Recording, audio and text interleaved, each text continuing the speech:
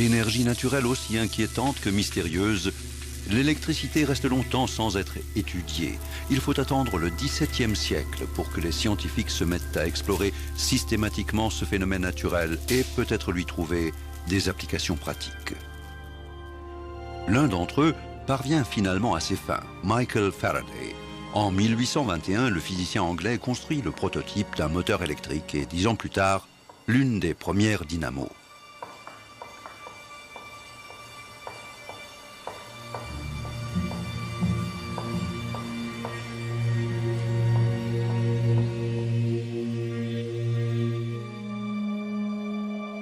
En l'an 1600, le médecin et physicien anglais William Gilbert publie Des magnètes.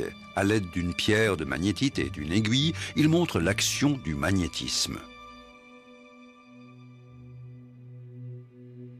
Gilbert est aussi le premier à avoir dissocié phénomènes électriques et magnétiques. En 1767, l'anglais Joseph Priestley construit une machine électrostatique produisant des étincelles par frottement. Priestley devine l'importance de la mystérieuse énergie. Il écrit « On peut fonder sur l'électricité les plus grands espoirs de nouvelles découvertes ».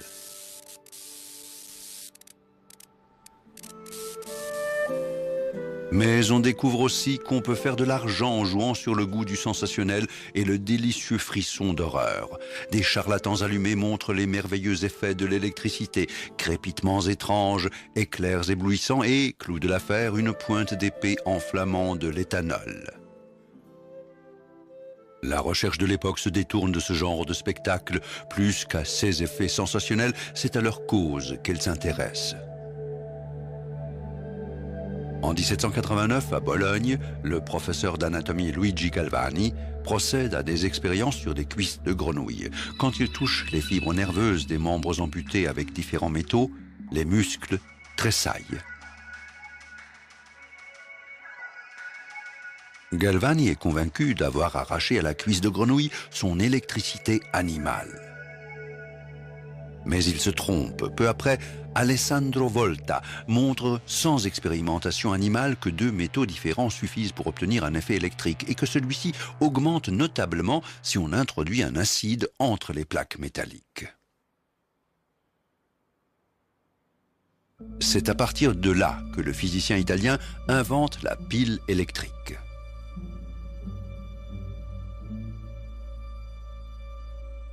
La pile voltaïque fait pour la première fois circuler durablement le courant électrique, un pas décisif dans les recherches sur l'électricité.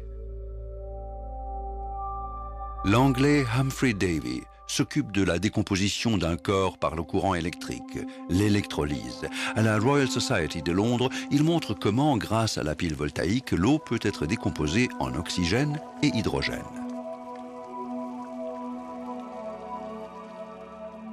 Un jeune auditeur suit les conférences du célèbre chimiste avec une particulière attention, Michael Faraday. L'apprenti relieur prend des notes qu'il complète par des croquis.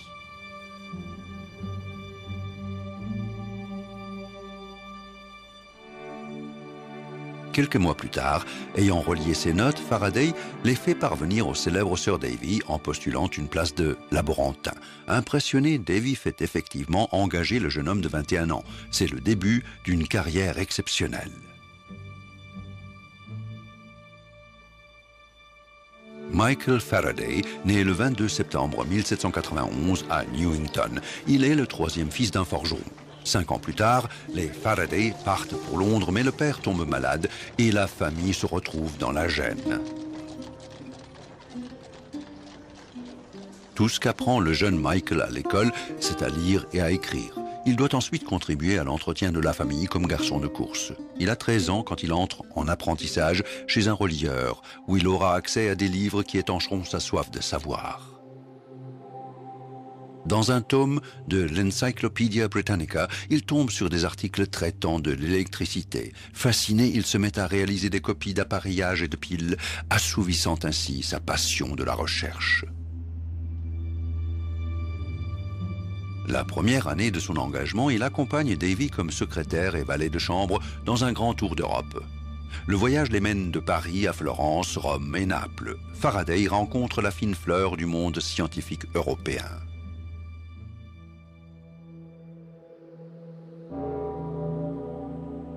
Les années suivantes, devenu assistant scientifique à la Royal Society, Faraday commence à donner lui-même des conférences. Comme nombre de scientifiques de l'époque, il est fasciné par une expérience réalisée en 1819 par Hans Christian Ørsted. Le physicien danois réussit à faire dévier l'aiguille d'une boussole en utilisant un courant électrique. C'est la première preuve de la relation électricité-magnétisme.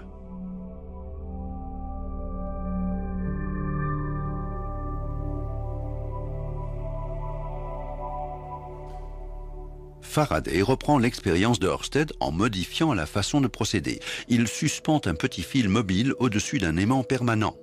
Dès qu'il y applique une charge, l'électricité passe dans le fil qui se met à tourner en continu autour de l'aimant.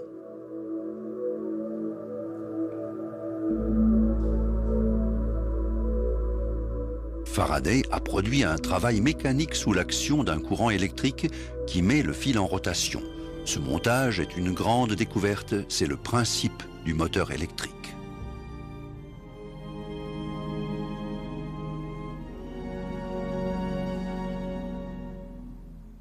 Mais il n'est pas encore satisfait. L'effet est-il réversible? Le magnétisme peut-il produire du courant électrique?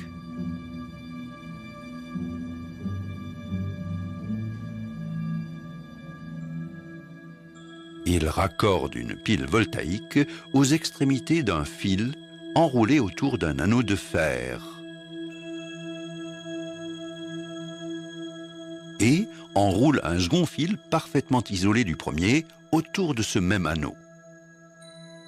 Ensuite, il raccorde les extrémités à un appareil mesurant la charge, un galvanomètre. Dès que le courant commence à passer dans le premier bobinage, un champ magnétique se forme dans l'anneau, entraînant une courte impulsion dans le second. Conséquence, l'aiguille aimantée du galvanomètre dévie brièvement. Seulement, ensuite, alors que le courant passe toujours dans la première bobine, on ne note plus d'autres déviations. Mais quand Faraday coupe le courant, l'aiguille dévie à nouveau, cette fois dans l'autre sens. Au cours de cette expérience, Michael Faraday a réussi à transmettre de l'énergie électrique. Mais pourquoi n'apparaît-il pas dans la seconde bobine une conduction de courant continu, correspondant au champ magnétique continu présent dans l'anneau de fer? Pourquoi une impulsion n'est-elle déclenchée qu'au branchement et au débranchement? Pour trouver l'explication, Faraday peut compter sur le don qu'il a d'arriver aux bonnes conclusions en partant d'une observation rigoureuse et d'une approche concrète. Ayant répandu de la limaille de fer sur un aimant, il s'aperçoit que celle-ci forme un dessin régulier.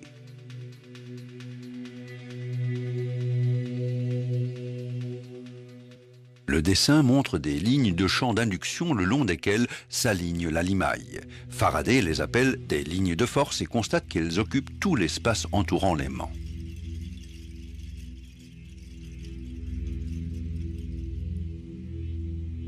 Par la suite, il formule le concept toujours utilisé de champ magnétique.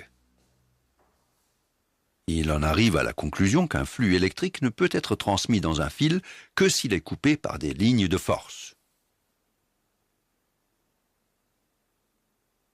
Ainsi donc, quand le courant commence à passer dans la première bobine, il se forme des lignes de force qui coupent la seconde, générant par là une brève impulsion électrique. Mais quand le courant s'est complètement constitué dans la première bobine, les lignes de force restent inchangées. Le courant de la deuxième bobine disparaît. Si ensuite le circuit est interrompu, les lignes de force se reconstituent et coupent à nouveau la deuxième bobine, mais cette fois dans la direction opposée. Il y a une brève impulsion en sens contraire. Faraday en est maintenant sûr, les lignes de force coupant un conducteur y déclenchent une impulsion unique. Il nomme cet effet l'induction électromagnétique. Mais comment faire, se demande-t-il, pour que cette induction soit continue et non pas brève et unique?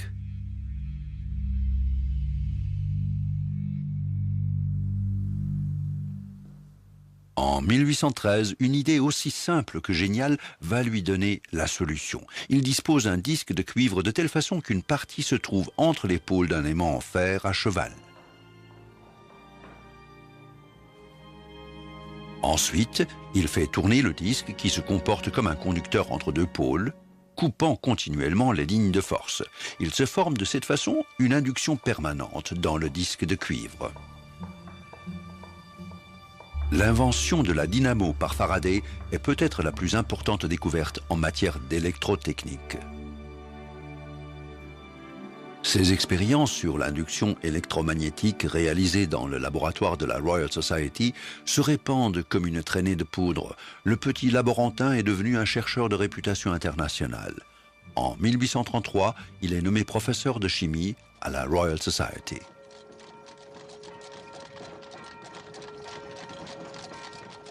En dépit de ses succès dans le domaine de l'électricité, Faraday se considère surtout comme un tenant de la philosophie naturelle.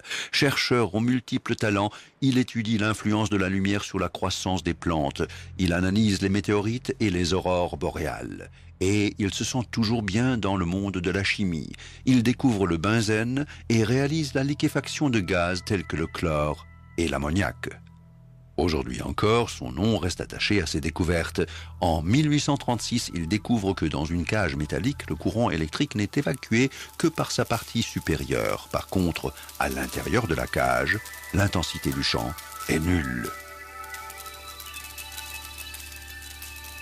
Une donnée qui aujourd'hui encore rassure l'automobiliste pris dans un orage, car la voiture se comportant comme une cage de Faraday, ses occupants sont à l'abri de la foudre.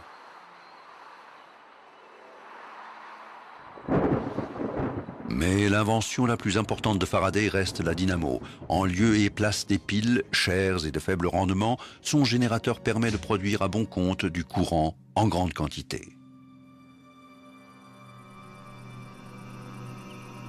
Aujourd'hui encore, toute forme de production de courant par générateur repose sur le principe de l'induction électromagnétique énoncé par Faraday. Dans une centrale hydraulique, l'eau actionne une turbine qui, à son tour, met une bobine en mouvement et produit du courant.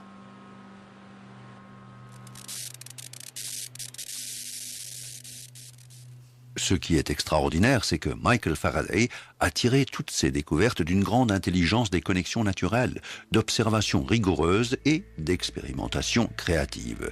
Alors qu'il a mené des expériences par dizaines de milliers, il n'a pas publié la moindre formule.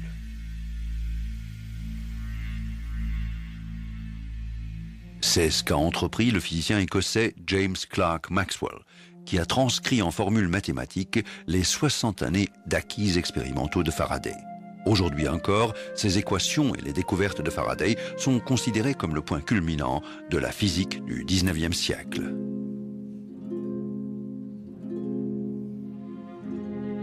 Michael Faraday meurt à 75 ans le 25 août 1867 dans sa résidence londonienne.